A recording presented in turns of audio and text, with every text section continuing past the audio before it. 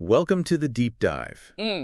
Today, we're diving into the world of generative AI. Oh, yeah. Generative AI, it's everywhere you look these days. It really is. And, our listeners have given us quite a bit of reading material on this one. Yeah, a whole stack from McKinsey, Salesforce, Gartner, even a deep dive from Capgemini.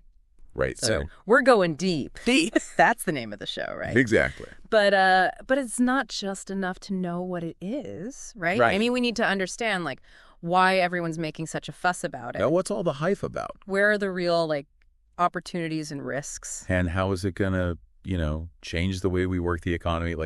Everything. Everything, yeah. McKinsey's report, I thought, really emphasized this shift. Yeah, it's like AI has been around, for a while, but generative AI, it's like a totally different... It feels different. ...animal. Yeah. Yeah. It's like the difference between, a calculator and someone you can actually talk to. Right. We've had AI that could, play chess and beat us at Go and stuff like that.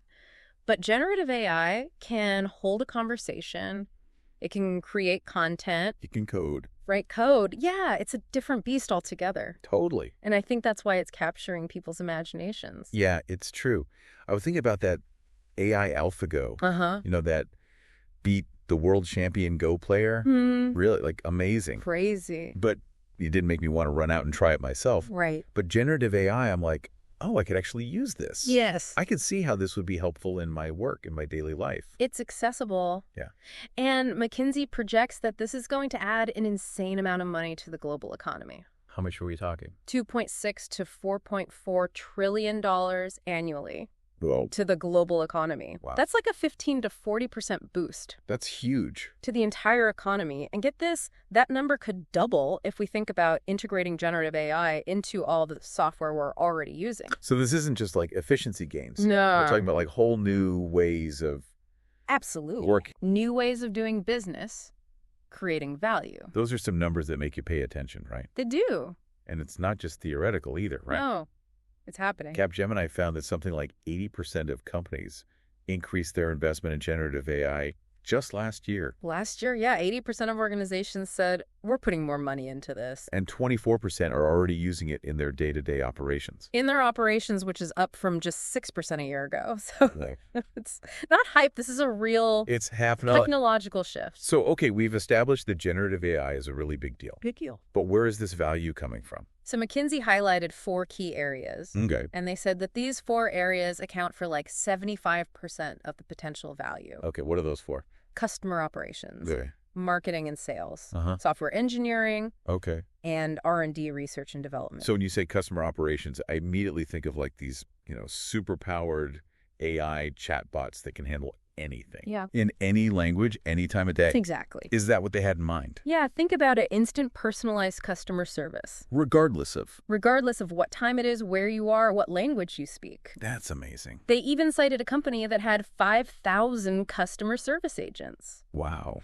And when they use generative AI, they increase their resolution rate by 14% every hour. Every hour. Per hour. Wow, that's amazing. Imagine the impact on customer satisfaction efficiency. Huge. So no more waiting on hold for hours to get a simple question answered. I love that. And it's not just chatbots, right? No, it's much bigger. What about marketing and sales? Marketing and sales are going to be completely transformed by this. In what way? Well, imagine crafting personalized campaigns for every customer. Yeah. Content that writes itself, blog posts, social media updates, even video scripts. Wow. It can handle SEO optimization and even make product discovery a much more personalized experience. So basically, AI is doing all the boring grunt work. All the stuff you don't want to do. So marketers can focus on the big picture. A strategy. The creative thinking. That's awesome. And for sales teams, forget cold calling. Uh-huh.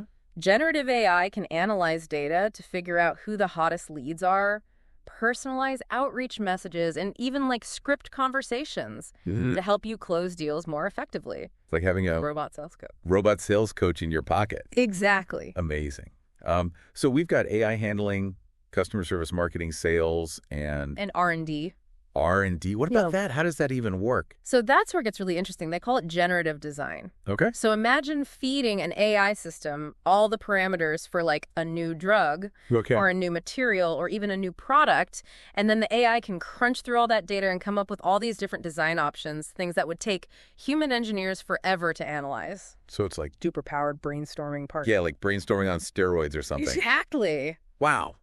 Are there any examples of that in the real world? Yeah, absolutely. So in silico medicine, used generative AI to discover a new drug candidate. Oh, wow. Called MYT1.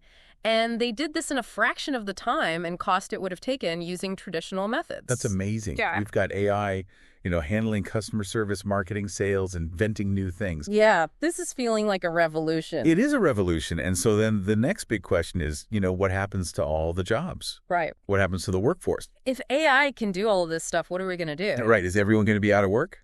The robots are coming for us. Oh, no. McKinsey has actually done a lot of research on this. Okay. And it's not quite as simple as robots just like taking our jobs. Oh, wait. They found that generative AI could automate tasks that currently take up 60 to 70% of employees' time.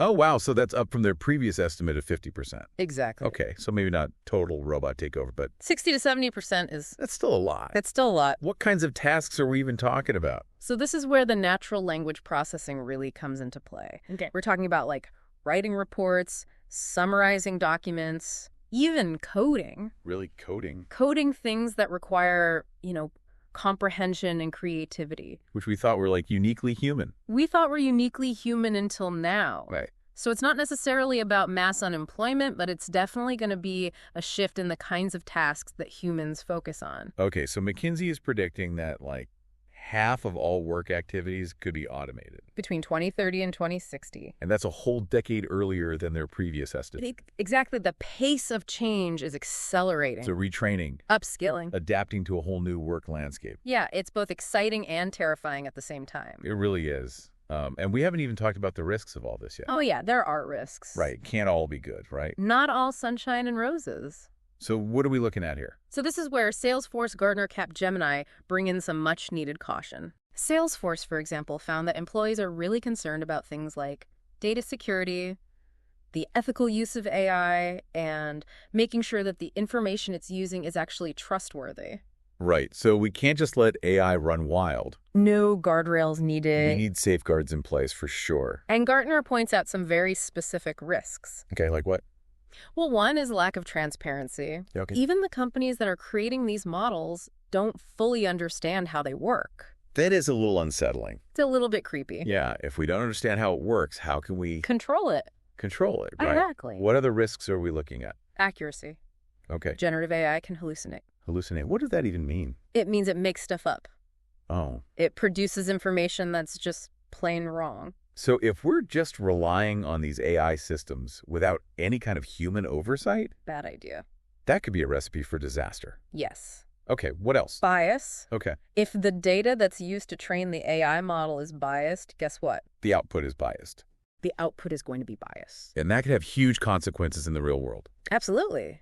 Especially if it's being used to make decisions about things like loan applications or job interviews. Right. We can't forget about intellectual property and copyright. Oh, yeah, that's a big one. Yeah, if AI is creating content, who owns that content? Right. These are legal and ethical questions that we need to figure out. We've only just scratched the surface here. Yeah, just dipped our toes in. It's clear that generative AI is a game changer, but it's got immense potential, but also huge risks. Some serious risks. We need to dig deeper into those risks. We do. Especially the ones that Capgemini highlighted around cybersecurity and the potential for malicious use. This is a deep dive I'm glad we're taking together. Me too. It's a lot to process. I'm both fascinated and a little intimidated, to be honest. I hear you.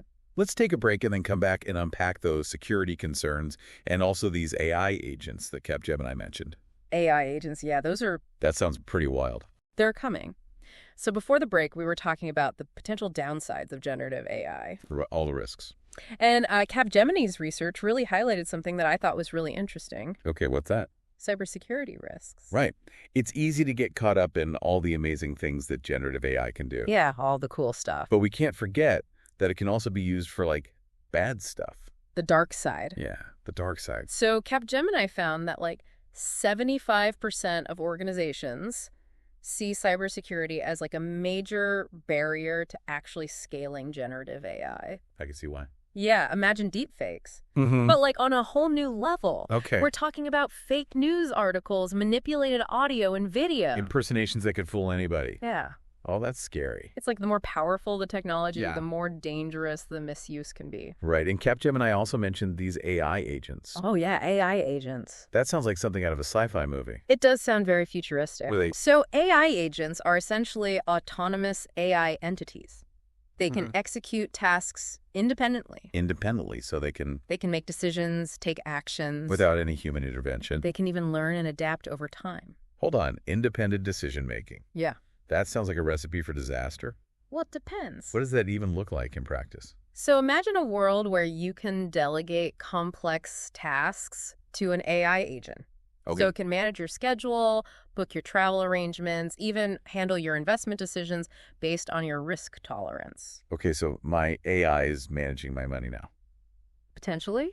Yeah, okay, that's a little And the space. crazy part is that these agents can learn your preferences. And adapt to your needs over time. Exactly. So how much control do we actually have? That's the big question. We're handing over all this decision-making power to these AI agents. Yeah, human oversight is going to be crucial. I would think so. We need like clear parameters, ethical guidelines, fail-safes. To make sure they're actually working in our best interests. Right, and not going rogue. And not turning against us. Yeah, that's always a possibility. Okay, so it's not just about developing the technology. No, it's about the ethical framework. The safety protocol. All of that.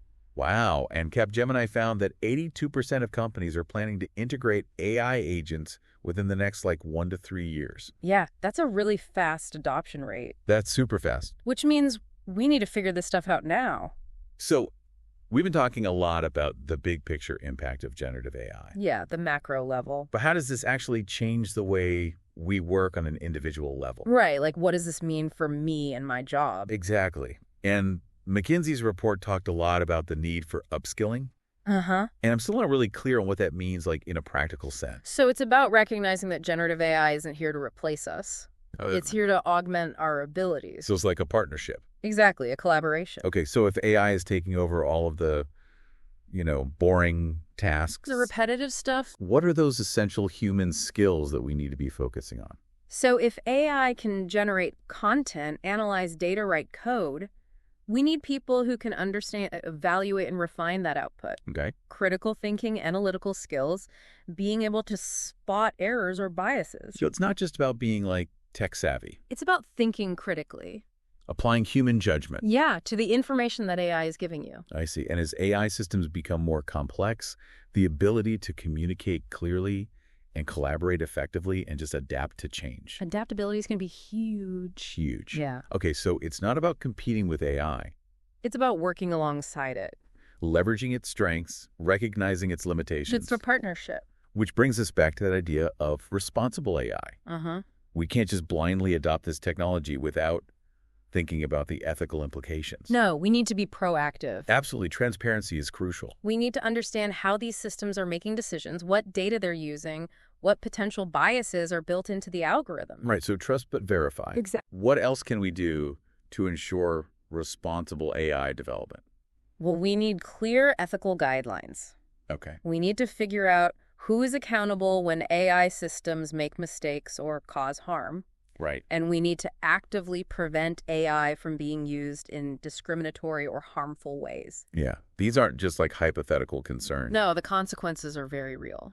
We're talking about job displacement. Misinformation. AI being used to, erode our privacy. It's a lot to think about. It is, but it's also an opportunity. Absolutely an opportunity to shape the future. Responsible AI isn't just an ideal. It's a necessity. If we want to harness the power of this technology without unleashing a bunch of unintended consequences. Yeah, we need to be smart about this. So it's not just the responsibility of the tech companies that are building these systems. It's all of us.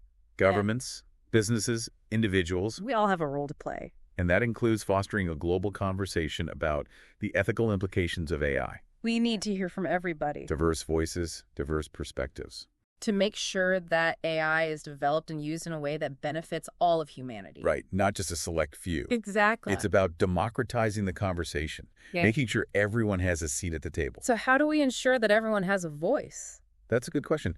How do we make sure that everyone benefits from this technology? Well, education is a good place to start. Okay. We need to give people the knowledge and skills they need to understand AI, Its potential impact. how to engage in the conversation. So digital literacy, AI literacy. Essential skills for the 21st century. And we need to create opportunities for dialogue and engagement. Yeah. Public forums, online platforms, educational resources. So people can ask questions, Yeah. voice their concerns, and really shape the development of this technology in a way that aligns with their values. Give people agency. Right. Empower them to be active participants. Not passive recipients. Because ultimately, AI is a tool. It's a very powerful tool. And like any tool, it can be used for good or for bad. So it's up to us Collectively. to decide how we want to use it. It's not just about the technology itself. It's about the choices we make, the policies we implement. The values we prioritize. You can't just sit back and let the future happen to us. We need to shape it. I think that's a perfect segue into talking about some of the specific ways that generative AI is already being used. In the real world. Let's take a look at how this technology is actually transforming industries, from customer service to marketing to software development. Let's dive in. So before the break, we were talking about all the ways that generative AI is actually being used, like in the real world. Real world applications, yeah. And you mentioned customer service, this idea of like super-powered chatbots that can handle inquiries 24/7. That's fascinating. It is pretty amazing. And we're waiting on hold? No more hold music. I love that. Instant answers to your questions, personalized responses. So these aren't just like those basic chatbots that we see popping up on websites everywhere. No, those are like level 1. Yeah, the ones that can barely understand a simple question. Right. These are next level. Powered by AI that can actually like hold a conversation. And solve problems. And actually solve problems. That's amazing. Yeah, they can access huge databases of information. They can understand really complex queries. And they can even personalize their responses based on your individual needs and preferences. So it's like having a personal customer service agent available to you 24/7. Exactly. And that sounds like a huge win for businesses, too. Oh, yeah, for sure. Increased efficiency, reduced costs, happier customers. Everybody wins. Everybody wins. But it's not just about replacing human customer service agents altogether. Right. It's not about, like, getting rid of humans. No, it's about freeing them up. To handle the more complex issues. The things that require a human touch, empathy. So it's that partnership again. That's right, AI and humans working together. AI augmenting human capabilities. Exactly. And we see that same dynamic playing out in marketing and sales, too. Oh, yeah, absolutely. I'm picturing these highly personalized marketing campaigns tailored to my specific interests. No more generic mass emails. Yeah, stuff that I actually care about. Right.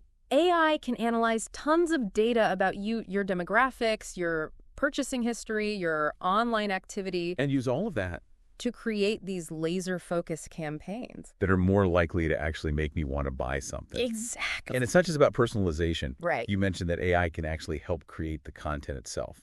The content creation part is mind-blowing. Yeah, from product descriptions to blog posts to even video scripts. Imagine being able to generate high-quality content in a fraction of the time. That would save so much time and energy. It would free up marketers to focus on the strategic side of things. Yeah, like developing the brand messaging and building relationships with customers. Exactly. So again, AI is handling the heavy lifting, The grunt work. freeing up humans to focus on the more creative and strategic aspects of their work. That's the idea. And that applies to sales too. Sales as well. AI can analyze data to identify the most promising leads. Personalized outreach messages even suggest the best ways to close deals. It's like having a little AI sales coach in your pocket.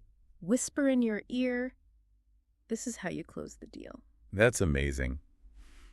We've talked about customer service marketing sales. What about software development? Software development, yeah. How is generative AI changing that field? Oh, it's a game changer in software development.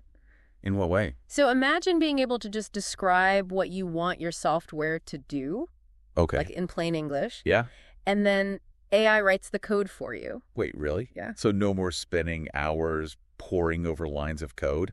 Well, it's not quite that simple yet, Okay. but it's getting there. So generative AI is making coding more efficient and accessible. It can automate a lot of the tedious tasks, identify potential bugs, even suggest improvements to existing code. So it's like having a superpowered code editor that's like helping you write better software faster. That's a good way to put it. That's amazing. And it's not just about generating code, right? No, it can do so much more. Like what? It can create more intuitive user interfaces generate synthetic data for testing, and even translate code from one programming language to another. Wow, that's incredible. Yeah, this has the potential to make software development accessible to way more people. Even people without a computer science background. Exactly. So we've talked about customer service, marketing, sales, software development, What about R&D? R&D, research and development. That's a big one. How is AI being used there? So R&D is another area where this is going to have a huge impact. Okay. Imagine a world where AI is helping us design new drugs,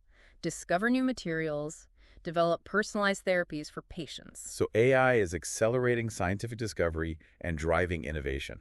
Across the board. That's pretty mind-blowing. It is pretty amazing. And it's already happening, right? Oh, yeah. There are companies using generative AI to analyze huge data sets of molecular structures to identify potential drug candidates. So AI could help us develop new cures for diseases. Faster and more efficiently. That's incredible. And it's not just drug discovery. No, it can be applied to so many fields. Like what? Developing new materials with enhanced properties, designing more efficient energy systems, even creating personalized treatment plans for cancer patients. It sounds like this is going to play a crucial role in shaping the future. It will, for sure. We've covered a lot of ground in this deep dive. A lot of ground. And it's clear that generative AI is a truly transformative technology It really is. with the potential to completely reshape our world. But as we move forward, we have to remember that with great power comes great responsibility.